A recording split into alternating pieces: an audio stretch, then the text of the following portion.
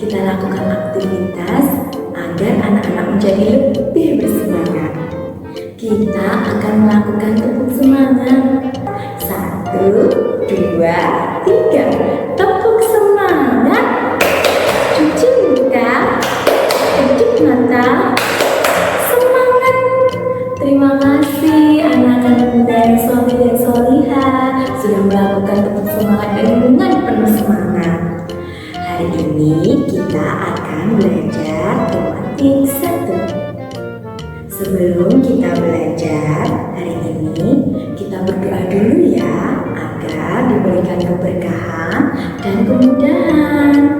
Baik, before we start our lesson today, let's pray bersama together. Pray begin. Bismillahirrahmanirrahim. Amin. Terima kasih anak-anak. Baik, hari ini anak-anak akan belajar berpikir learning yang sudah Febri siapkan. Semoga anak-anak diberikan kemudahan dan kelancaran.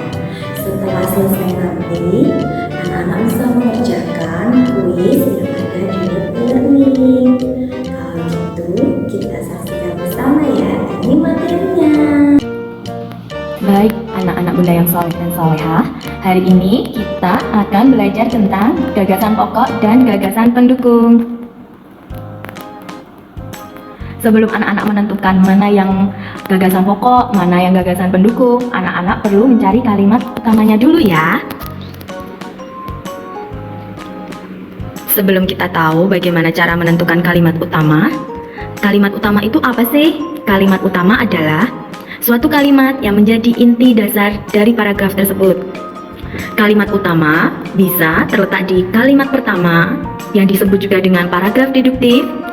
Lalu juga kalimat utama bisa terletak di kalimat terakhir atau paragraf induktif. Atau juga kalimat utama bisa terletak di kalimat pertama atau terakhir yang disebut dengan paragraf campuran. Cara menentukan kalimat utama, yang pertama, anak-anak membaca paragraf mulai dari kalimat pertama hingga terakhir. Lalu, yang kedua, jika kalimat terakhir ada kata penghubung jadi, maka dengan demikian, oleh karena itu, oleh sebab itu, maka kalimat utama ada di kalimat terakhir. Sekarang kita lihat contohnya. Masyarakat Jawa memiliki rumah adat joglo dan pakaian adat kebaya. Masyarakat Betawi memiliki kesenian khas yaitu ondel-ondel. Masyarakat Sunda memiliki alat musik tradisional yaitu angklung. Manakah kalimat utamanya? Kita lihat sama-sama ya. Kalimat utamanya terletak di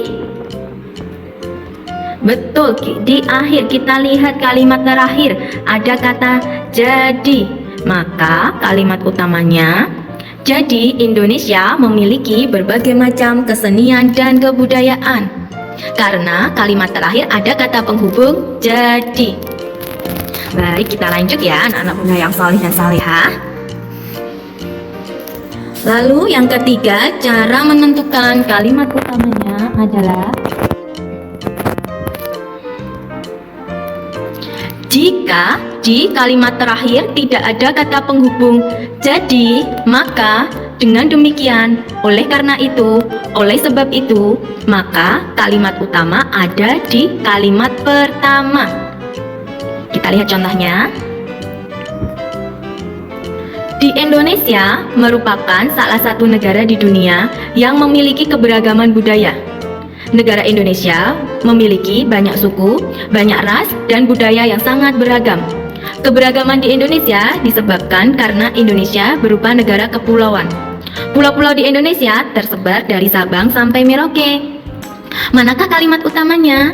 Kita melihat dulu di kalimat terakhir ada kata penghubung jadi, maka, oleh karena itu, oleh sebab itu tidak ada ya.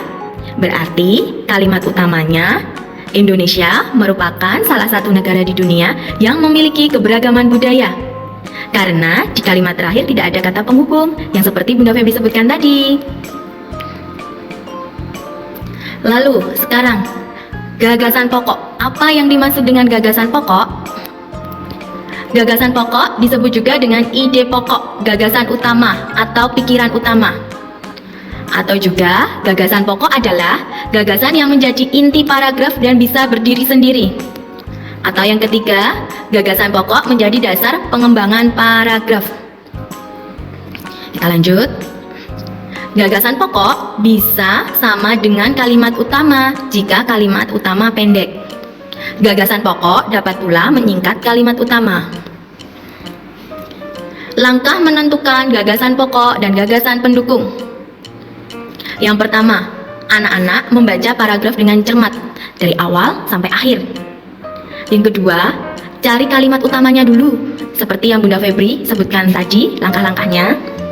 Yang ketiga, cermati kalimat utamanya. Jika dapat diringkas, maka diringkas kalimat utamanya. Selanjutnya, ini ada contoh, manakah gagasan pokoknya? Indonesia merupakan salah satu negara di dunia yang memiliki keberagaman budaya. Negara Indonesia memiliki banyak suku, banyak ras, dan budaya yang sangat beragam.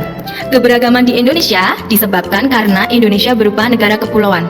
Pulau-pulau di Indonesia tersebar dari Sabang sampai Merauke. Manakah gagasan pokoknya? Coba kita lihat.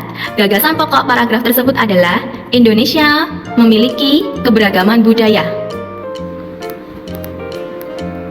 Lalu selanjutnya, sekarang kita bahas tentang gagasan pendukung.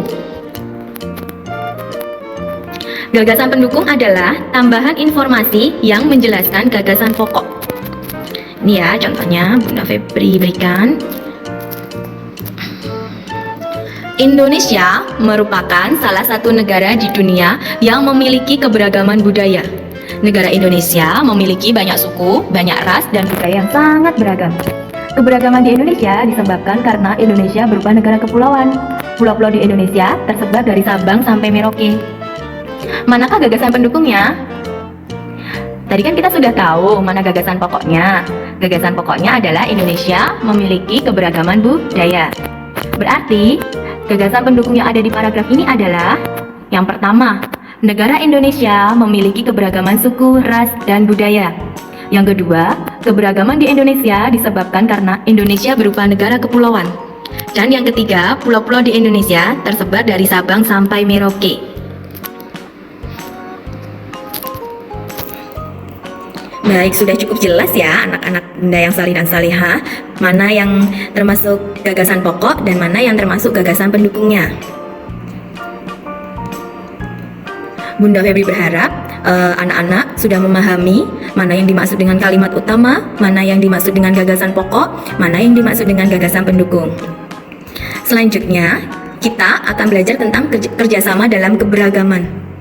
Tadi Bunda Febri sudah menyebutkan bahwa Indonesia itu memiliki banyak sekali keberagaman. Baik keberagaman suku, ras, budaya, alat musik, baju adat. Sekarang kita lihat keberagaman di Indonesia itu seperti apa. Suku bangsa yang ada di Indonesia itu memiliki budaya yang berbeda-beda. Yang kedua, keragaman budaya tersebut mencakup pakaian adat, rumah adat, upacara adat, tarian adat, alat musik tradisional, dan senjata tradisional. Yang ketiga, keragaman budaya tersebut merupakan ciri khas tiap-tiap suku bangsa. Yang keempat, keberagaman suku bangsa dan budaya bukanlah halangan bagi masyarakat Indonesia untuk bersatu dan bekerja sama. Lalu selanjutnya, bagaimana di Indonesia keberagaman di Indonesia mendatangkan banyak manfaat bagi bangsa Indonesia. Apa saja manfaatnya? Kita bisa lihat ya, di sini ada gambar dari orang dari Bali, Papua, Jawa Tengah. Kita lihat apa manfaatnya. Yaitu pertama, menumbuhkan sikap nasionalisme. Nasionalisme adalah sikap cinta terhadap tanah air. Yang kedua, identitas bangsa di dunia internasional sebagai jati diri bangsa Indonesia di dunia internasional. Yang ketiga, menumbuhkan sikap toleransi, yaitu saling menghargai. Yang keempat, alat pemersatu bangsa. Yang kelima, sumber pengetahuan bagi dunia. Yang keenam, menambah pendapatan nasional. Pendapatan nasional di sini karena banyak warga negara asing yang ingin ke Indonesia untuk melihat budaya Indonesia. Lalu yang terakhir sebagai daya tarik pariwisata. Oke, selanjutnya persatuan akan terwujud jika antar suku di Indonesia saling menghormati dan menghargai. Contohnya seperti apa Bunda? Kita lihat contohnya. Tidak membedakan teman dan tetangga yang berasal dari daerah lain. Nah, jika ada teman atau tetangga yang mungkin kita dari daerah Jogja, terus teman atau tetangga kita dari daerah luar Jogja seperti Jawa Barat, Jawa Timur, kita tidak boleh membeda-bedakan, kita tetap harus menghargai dan menghormati. Yang kedua, tidak mengganggu orang yang sedang melakukan upacara adat. Yang ketiga, tidak menyombongkan diri dan menganggap budaya lain itu jelek. Bunda yakin anak-anak Bunda yang soleh dan soleha pasti tidak melakukan ini. Pasti anak-anak Bunda yang soleh dan soleha selalu menghargai dan menghormati budaya dari daerah lain. Lalu sekarang, apa sih manfaat kita jika saling menghargai dan menghormati? Apa saja manfaatnya? Di sini yang pertama, terwujudnya persatuan bangsa. Yang kedua, terciptanya keutuhan hidup bermasyarakat. Yang ketiga, terciptanya rasa tentram, aman, dan nyaman. Yang keempat, mendorong masyarakat untuk berperilaku baik. Dan yang kelima, memperkuat ketahanan nasional hingga tidak mudah dipecah belah. Selanjutnya, sekarang Bunda akan menjelaskan tentang kerjasama dalam keberagaman suku bangsa yang ada di kehidupan masyarakat. Apa saja ini? Contohnya yang pertama adalah kerja bakti membersihkan lingkungan RT seminggu sekali. Yang kedua, bekerja sama menolong korban banjir atau yang terkena musibah. Lalu selanjutnya, kerjasama dalam keberagaman suku bangsa di lingkungan rumah. Apa ya contohnya? Yang pertama di sini contohnya membantu ibu membersihkan rumah.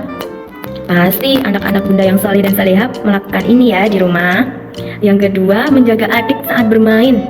Nah, yang punya adik juga pasti anak-anak Bunda ikut menjaga adiknya saat bermain. Yang ketiga, menolong ayah membersihkan kendaraan. Itu juga Bunda yakin pasti anak-anak Bunda yang soleh dan solihah sering melakukan ini.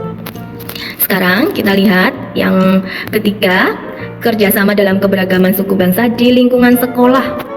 Apa saja di lingkungan sekolah? Contohnya yang pertama, bekerja sama saat mengerjakan tugas kelompok. Yang namanya tugas kelompok itu berarti dilakukan bersama-sama, bukan sendiri-sendiri.